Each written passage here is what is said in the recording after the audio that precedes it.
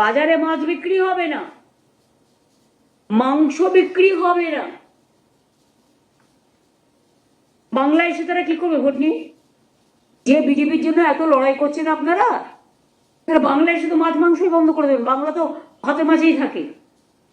হ্যাঁ, নিরামিষ যে খায় সে নিরামিষ খায়। আমরা অনেক নন বেঙ্গলি বন্ধু আছে, আমরাও খাই কখনো কখনো পুজো পার্বণে, সেটা তাদের নিজস্ব অধিকার।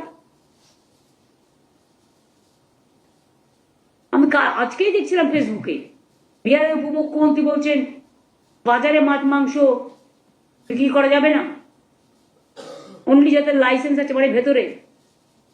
সবাইকে শপিং মলে গিয়ে মাছ মাংস বিক্রি করবে? শপিং মলে একজন দুজন করতে পারে, একজন দুজন যেতে পারে, যাদের ক্ষমতা আছে। সব লোকের কি ক্ষমতা আছে? আমাদের তো চাষিরা রাস্তায় বসে, তারা সব টাটকা সবজিটা নিয়ে আসে, সেটা বিক্রি করে। পুকুর থেকে মাছটা ধরে নিয়ে আসে, সেটা বিক্রি করে।